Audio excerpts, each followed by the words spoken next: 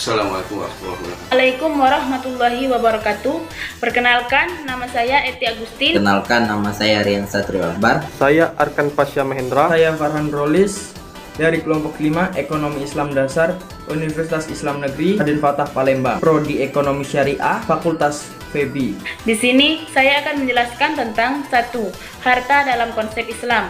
A. Pengertian harta. Harta dalam bahasa Arab disebut al-mal atau jamaknya al-amwal. Sedangkan menurut istilah syariah adalah tiap-tiap apa yang dapat dimanfaatkan menurut cara-cara yang dibenarkan syariah, seperti jual beli, sewa menyewa, pinjam meminjam, pemanfaatan atau konsumsi, dan hibah. B. Pembagian harta. 1. Mal mutakawim dan ghair mutakawim. 2. Mal misli dan mal kimi. 3. Harta istihlak dan harta istimal. 4. Harta mankul dan harta ghair mankul. 5. Harta ain dan harta dayin. 6. Mal ain dan mal an-nafi. 7. Harta mamluk, mubah dan mahjur. 8. Harta yang dapat dibagi dan tidak dapat dibagi. 9. Harta pokok dan harta hasil atau buah. 10. Harta khos dan am. Sekian penjelasan materi dari saya. Akan menjelaskan tentang fungsi harta dalam syariat Islam. Harta berfungsi untuk mencapai kesejahteraan dan kemajuan individu maupun masyarakat. Namun dalam mencapai tujuan tersebut, Islam senantiasa menegaskan bahwa tujuan tersebut bukanlah tujuan akhir. Pada hakikatnya, tujuan tersebut adalah sarana untuk mencapai tujuan yang lebih besar dan lebih jauh. Inilah perbedaan yang esensial antara ekonomi Islam dan paham materialisme, baik pada sistem kapitalis maupun sosialis. Adapun fungsi harta yang sesuai dengan syariat Islam adalah 1. Berfungsi untuk menyempurnakan pelaksanaan ibadah, bukan hanya ibadah yang khusus seperti zakat, haji, dan sholat, namun juga ibadah yang lain seperti kewajiban menutup aurat. 2. Meningkatkan keimanan dan ketakwaan kepada Allah, sebagaimana kata mutiara Sayyidina Ali bin Abi Thalib bahwa kefakiran cenderung mendekatkan diri kepada kekufuran. 3.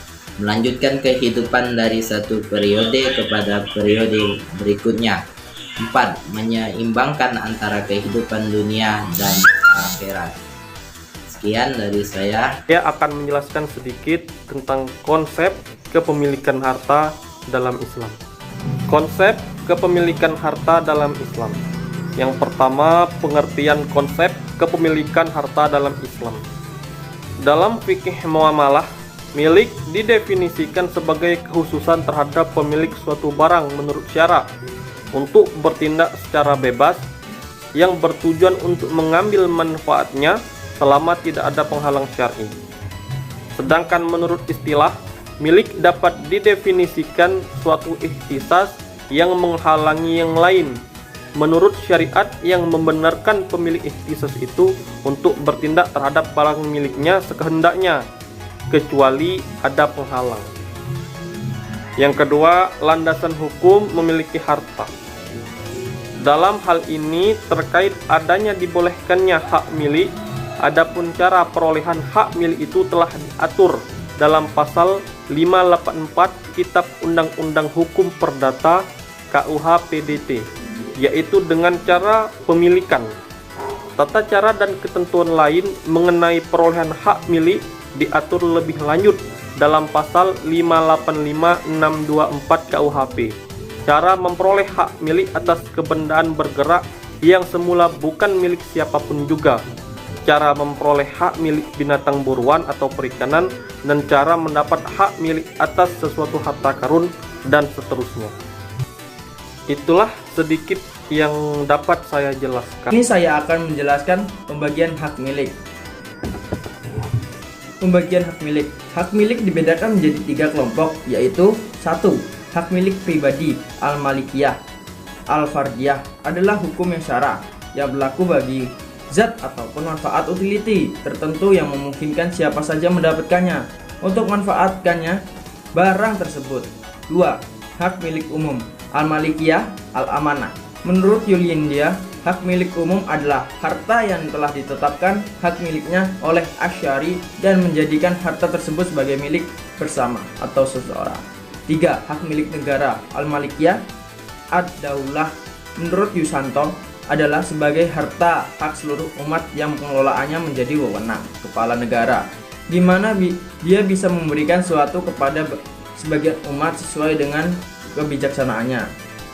Dengan demikian, dalam pengelolaannya negara atau pemerintah bertindak sebagai wasit yang mengwasit interaksi muamalah pelaku-pelaku ekonomi dan bisnis dalam wilayah kekuasaannya untuk menjamin tidak dilanggarnya syariah supaya tidak ada pihak-pihak yang zalim atau terzalimi sehingga tercipta iklim ekonomi yang sehat. Itulah materi dari saya Farhan Rolis. Sekian, undur diri. Wassalamualaikum warahmatullahi wabarakatuh.